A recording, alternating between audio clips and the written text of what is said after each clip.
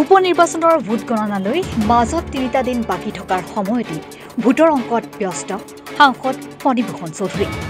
এইবেলি ভোটদানৰ হাৰ চহৰা অঞ্চলৰ তুলনাত বৃদ্ধি হৈছে গ্ৰামাঞ্চলৰ ভোটদানৰ হাৰ। গ্ৰামাঞ্চলত ৮২.৭%ৰ বিপৰীতে চহৰা অঞ্চলত ৭২% ভোটদান হয়। মুঠ ১,৮২,৩৫৪ গৰাকীৰ ভিতৰত ভোটদান কৰিছে ১,৪১,৭৯৩ গৰাকীয়ে। আৰু এই দাবী সাংসদ ফণীভূষণ চৌধুৰী। এইবেলি সংখ্যালঘু সম্প্ৰদায়ৰ লোকে সমষ্টিটোত অগপ প্ৰাৰ্থীগৰাকীক ভোটদান কৰিছে। আনহাতে বিটিআৰ অঞ্চলত থকা সমষ্টিটোৰ ৭৫.২% ভোটাৰে ভোটদান কৰিছে। যিহেতু সমষ্টি পুনঃ নিৰ্ধাৰণৰ বাবে এইবেলি শেষবাৰৰ বাবে বিটিআৰ অঞ্চলৰ ৰাইজে সমষ্টিটোত ভোটদান কৰিছে, সেই ভোট মিত্ৰদলক দিছে। আনহাতে বিসম্বাদী নিৰ্দলীয় প্ৰাৰ্থী শৈলেন চৰকাৰে কংগ্ৰেছৰ ভোট কাটিব, ফলত লাভান্বিত হ'ব অগপ। আনহাতে সত্যব্ৰত কলিতা আৰু ডক্টৰ কমলা কলিতাৰ মন্তব্যৰ প্ৰতিক্ৰিয়া দিয়ে সাংসদগৰাকীয়ে। ভাৰতত আঞ্চলিকতাবাদী দলসমূহ ৰাষ্ট্ৰীয় দলৰ সৈতে আগবাঢ়ি গৈছে, গতিকে অগপ দলৰো ভৱিষ্যত ভাল হ'ব। তেওঁ মিত্ৰদলৰ ধৰ্ম পালন কৰি মন্তব্য কৰিবলৈ আহ্বান জনায় সত্যব্ৰত কলিতা আৰু কমলা কলিতাক। কৰিছে আপুনি চহৰাঞ্চলত অলপ ভোটদানৰ হাৰ কমিছে, গাঁও অঞ্চলতকৈ কেনে প্ৰভাৱ পৰিব? নাই, চহৰ অঞ্চলত গাঁৱৰ ভোটৰ যিটো ভোটদানৰ হাৰ যিটো কমিছে সেইটো কথা সত্য, কিন্তু গ্ৰামাঞ্চলত ভোটদানৰ হাৰ তাৰমানে পূৰ্বৰ নিচিনাই আছে। এতিয়া কথাটো আমি যদি চাওঁ, ধৰি লওক 2021 বিধানসভা নিৰ্বাচন বা 2024 বিধানসভা নিৰ্বাচন যদি আমি চাওঁ, যে মোটামুটি ধৰি লওক 10% মান ভোট কমিছে এজ এ হোল, কিন্তু চহৰ অঞ্চলত তাতকৈ অলপ কমিছে। কিন্তু জেনেৰেলি আমি তাৰমানে গোটেই বিধানসভা সমষ্টিটোত 10% মান ভোট কমিছে, 18,000 ভোট কমিছে। যোৱাবাৰ 18,000 নে 9,000 মান কমিছে। যোৱাবাৰ বিধানসভা নিৰ্বাচনত 1,51,000 পল হৈছিল। এইবাৰ বিধানসভাৰ উপনিৰ্বাচনত 1,42,000 হৈছে, তাৰমানে 9,000 ভোট কমিছে। গতিকে এতিয়া তাৰমানে তাৰ প্ৰভাৱটো বিশেষ তাৰমানে এই ফলাফলত যে পৰিব সেইটো কথাটো মই তাৰমানে লক্ষ্য কৰা নাই। কিন্তু কথাটো হৈছে যে গ্ৰামাঞ্চলৰ যিটো ভোট, সেই ভোটটো আমাৰ ঠিকেই আছে। এইবাৰ গ্ৰামাঞ্চলত থকা বিশেষকৈ মাইনৰিটি এলেকাৰ যিটো ভোট, তাৰমানে মোৰ তাৰমানে BTADৰ বাহিৰৰ যিখিনি এলেকা সমষ্টিত আছে, সেই BTADৰ বাহিৰত থকা অংশটোৰ যিসকল মাইনৰিটি ভোট আছে, মাইনৰিটি ভোটৰ মোটামুটি পূৰ্বতকৈ মই অধিক সংখ্যক ভোট তাৰমানে অভিলেখ সংখ্যক ভোট লাভ কৰিবলৈ সক্ষম হৈছোঁ। গতিকে তাৰ পৰা মই এই কথাটো অনুমান কৰিব পাৰিছোঁ যে যদিও তাৰমানে 9,000 ভোট যোৱাবাৰ বিধানসভা নিৰ্বাচনতকৈ এইবাৰ কমিছে, কিন্তু তথাপিতো তাৰমানে আমাৰ পাৰ্থক্য যিটো আছে এই পাৰ্থক্যটো ঠিকেই থাকিব। কংগ্ৰেছে দাবী কৰিছে বোলে শৈলেন চৰকাৰে প্ৰায় 20,000 মান ভোট পাব আৰু সেই টাউন অঞ্চলৰ পৰাই ভোট পাব।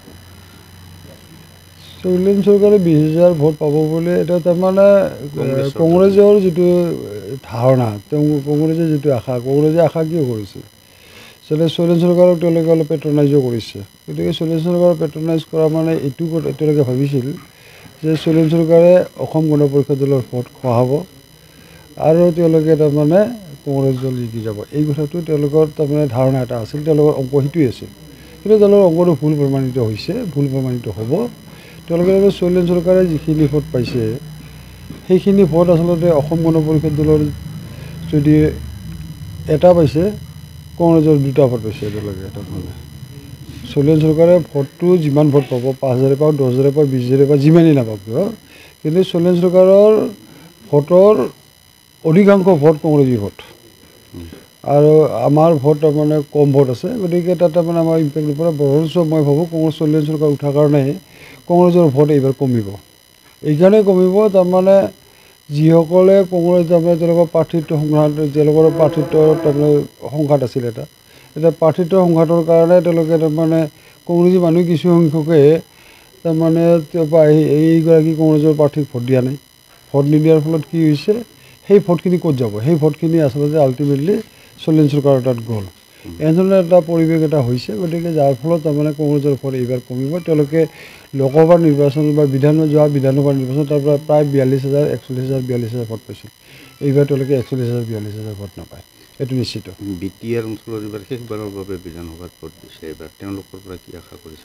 নাই, BTR অঞ্চলত এইবাৰ তেওঁলোকে শেষবাৰৰ কাৰণে বঙাইগাঁও সমষ্টিৰ কাৰণে ভোট দিছে, কিন্তু তেওঁলোকে তাৰমানে এইটো তেওঁলোকে এটা মনত ৰখাকৈ তেওঁলোকে ভোট দিছে যে আমি বঙাইগাঁও সমষ্টিত এইবাৰ লাষ্ট ভোট দিলোঁ, গতিকে আমি জিকা প্ৰাৰ্থীকেই ভোট দিম।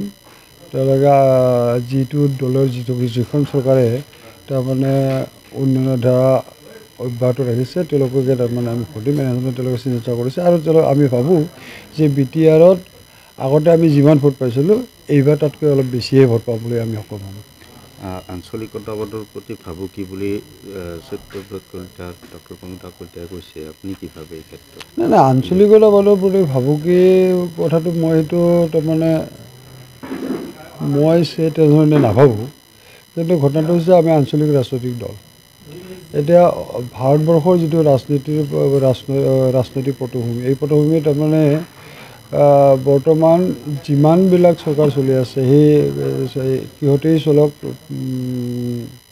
কেন্দ্ৰতেই চলক বা ৰাজ্যতেই চলক, অধিক সংখ্যক ৰাজ্যতেই তাৰমানে আঞ্চলিকতাবাদৰ দলবিলাক অংশীদাৰ হৈছে চৰকাৰৰ। গতিকে মই ভাবোঁ, সেই ক্ষেত্ৰত ভাবোঁ যে আঞ্চলিকতাবাদৰ ভাবুকি হোৱা নাই, আঞ্চলিকতাবাদৰ তাৰমানে প্ৰাসংগিকতা বৃদ্ধি পাইছে। আৰু এই কথাটো আঞ্চলিকতাবাদৰ প্ৰাসংগিকতা আমি কিমান বৃদ্ধি কৰিব পাৰোঁ, এই কথাটো আমাৰ অসম গণ পৰিষদৰ কৰ্মী, অসম গণ নেতা কৰ্মীসকলৰ ওপৰতে নিৰ্ভৰ কৰিব। আমি যদি ঠিকে যদি আমি আঞ্চলিকতাবাদ যদি আগুৱাই লৈ যাওঁ, তেতিয়াহ'লে নিশ্চিতভাৱে অসমত আঞ্চলিকতাবাদৰ প্ৰাসংগিকতা অধিক বৃদ্ধি পাব আৰু আমি ৰাইজৰ মাজত সোমাই যাবলৈ সক্ষম হ'ম। আপুনি অকপৰ জ্যেষ্ঠ নেতা হিচাপে সত্যব্ৰত কলিতা বা কমলা কলিতালৈ কিবা হ'ব নেকি আহ্বান মুকলিভাৱে? নাই, মুকলিভাৱে তেওঁলোকে যিটো কথা হৈছে, মই তেওঁলোকৰ প্ৰতি আহ্বান মোৰ এইটোৱেই যে আমি এতিয়া মিত্ৰতাত আবদ্ধ হৈ আছোঁ, আমি মিত্ৰতা ধৰ্মটো পালন কৰাটো উচিত বুলি মই বিবেচনা কৰোঁ। তেওঁলোকে তেনেধৰণে প্ৰতিজন আমাৰ নেতাকৰ্মীয়ে আমাৰ মিত্ৰতা ধৰ্মটো পালন কৰিলে আমি তাৰমানে মিত্ৰতাটোও সফল হ'ব আৰু আমি আমাৰ দলৰ মাজতে তাৰমানে এটা ভাল বুজাবুজি বা আমাৰ মাজতে তাৰমানে। বঙাইগাঁৱৰ পৰা ছৈয়দ আফতাব আলীৰ ৰিপৰ্ট, ৰিপাব্লিকানী।